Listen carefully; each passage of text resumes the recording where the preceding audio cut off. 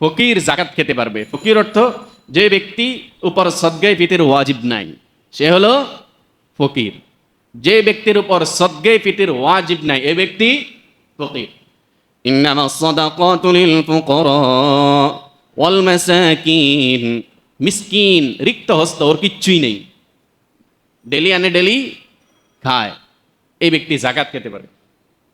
ইন্নামাস সাদাকাতু লিল ফুকারা ওয়াল মাসাকিন ওয়াল আমিলিনা আলাইহা।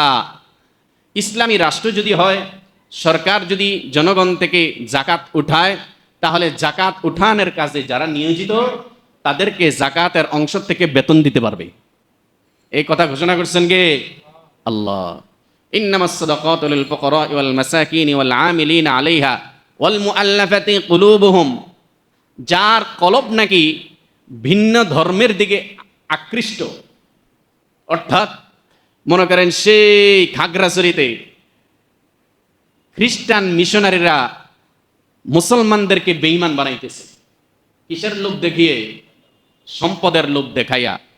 যদি আমাদের ধর্ম গ্রহণ করো, তোমাকে আমেরিকাতে গাড়ি বাড়ি দেব। হিন্দুরা ইসকন মুসলমানদেরকে বেঈমান বানাইতেছে যে যদি আমাদের ধর্ম কবুল করো তোমাদেরকে গাড়ি বাড়ি দেব। কাদিয়ানীরা মুসলমানদেরকে বেঈমান বানাইতেছে, যদি গোলাম আহমদকে নবী মানো তাহলে তোমাদেরকে আমরা গাড়ি বাড়ির সুযোগ দিব।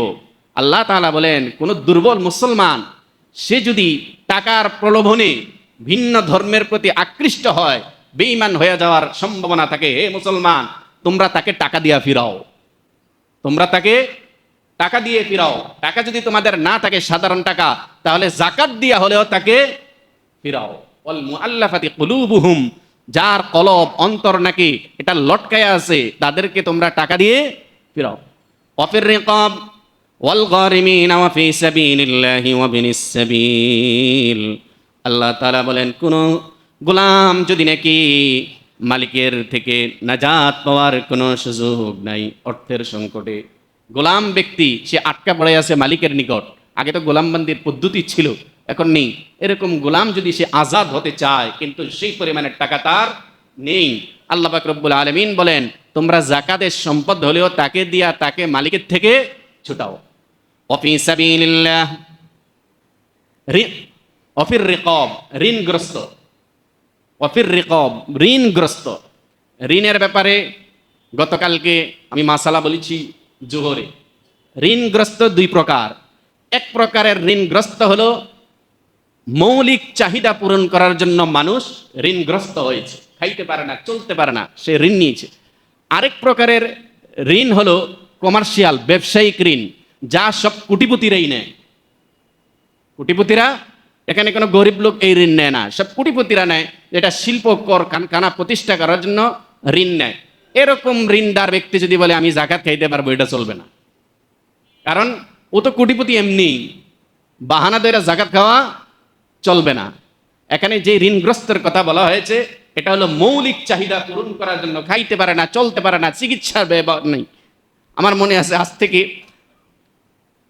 এই অন্তর্বর্তী সরকারের আগের তত্ত্বাবধায়ক সরকার যখন ছিল 2006-07 দিকে, বিএনপি সরকারের 4 দলীয় ঐক্যজোট সরকারের পরে যে সরকার এসেছিল ফখরুদ্দিন মঈনুদ্দিনের সরকার, তখন বাংলাদেশের ধনকুব সালমান এফ রহমান, তাকে যখন ধরা হয়েছে তখন পত্রিকায় দেখলাম ওর যেই পরিমাণের ঋণ ওই সময় ছিল, সে তো বেক্সিমপুর মালিক, আরো কত কিছু ওদের আছে, সব সম্পদ যদি সরকারকে ব্যাংকওয়ালাদেরকে দিয়ে দেওয়া হয় তাহলে সে 500 কোটি ঋণী। কত কোটি? 500। এরপরে তো লুটপাট এগুলা করছেই বিগত 70 বছর, এগুলা বাদ। ওই সময় 500 কোটি টাকা ঋণী। এখন সে যদি বলে আমি জাকাত খাইতে পারবো, এটা চলবে? টাকা তো ব্যাংক থেকে নিচে আর বিদেশে পাচার করছে।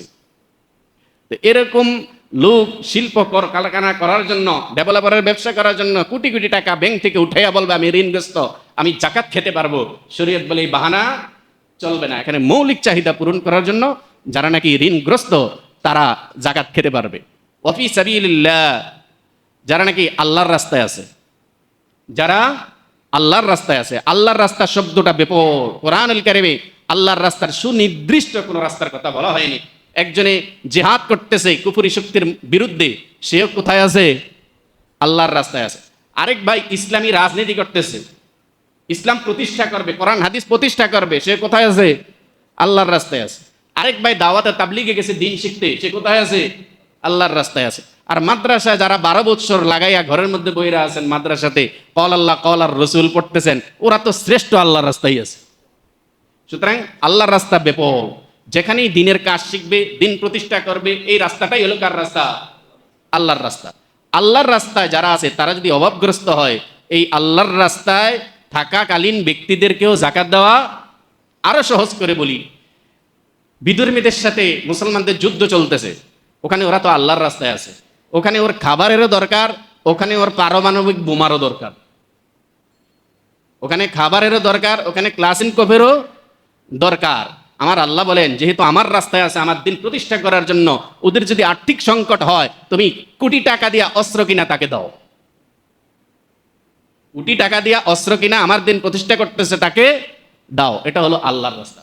ওয়াফি সাবিলিল্লাহ ওয়া বিনিস সাবিল, এবং যে মুসাফির ব্যক্তিও জাকাত খেতে পারবে। ওর যদি সফর অবস্থায় অর্থের সংকট দেখা দেয়, সে গেছে মনে করেন হজ করতে, ওখানে গিয়ে বেটা টাকা নাই, এখন তো মোবাইলের যুগ আছে, বিভিন্ন বিকাশ টিকাশের মাধ্যমে, কিন্তু আগে তো আর এটা ছিল না।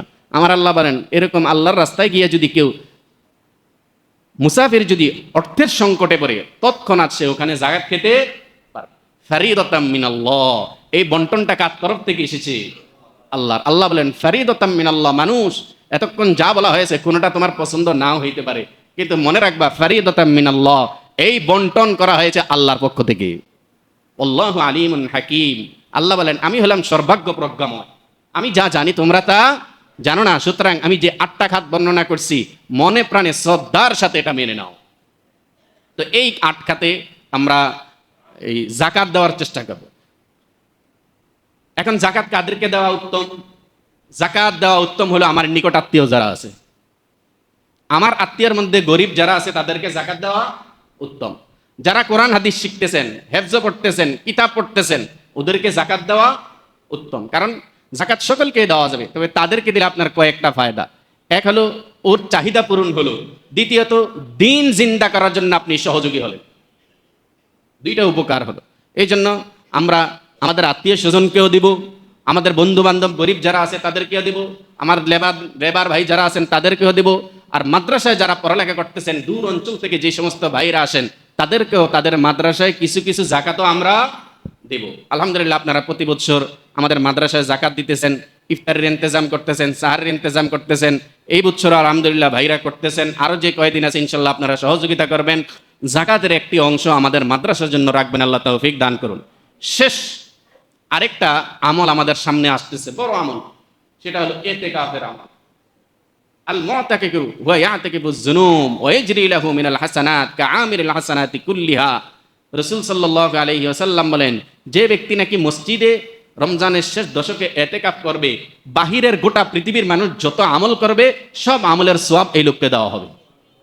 ভাই, এত সওয়াব একটা লোক কয় রকমের আমল করতে পারে? কিন্তু আপনি শুধু আল্লাহর ঘরে বসে আছেন, শুধু নামাজটা পড়তেছেন, দুনিয়ার মানুষ যা আমল করতেছে সওয়াব পাইতেছে, আপনার ফান্ডে জমা হইতেছে। এই পুরা জিন্দা বাহারে মনে করেন আমাদের 1000 কাগজ ব্যবসায়ী আছে, 1000 কাগজ ব্যবসায়ী দোকানে বৈশা দান সদকা করে ইফতারি খাওয়াইয়া যা সওয়াব করতেছেন, সুমন কালার ভাই আর থেকে বৈশা তা কামাইতেছে। আলহামদুলিল্লাহ, আমাদের মসজিদে সুন্দর হয়েছে, দোতলাতে ইনশাল্লাহ আমরা ইতিকাফের ইন্তজাম করব। ঢাকা শহরে এক মসজিদে এত টয়লেট আছে কিনা আল্লাহ জানে। আলহামদুলিল্লাহ, প্রতি তালাতে আমাদের 8-10টা করে টয়লেটের ইন্তজাম করা হয়েছে। আমরা আশা করি কর্তৃপক্ষ যেরকম সুন্দর মসজিদ উপহার দিয়েছেন, আপনারাও এটাকে আমলের পরিবেশ করবেন। আমাদের মহল্লার থেকে আমরা যুবকদেরকে, মুরব্বীদেরকে আমরা দেখতে চাই। আল্লাহ আপনাদেরকে মুতাকিফ হিসেবে কবুল করুন। আমিন ওয়া আখির দাওয়ানা আলহামদুলিল্লাহি রাব্বিল আলামিন।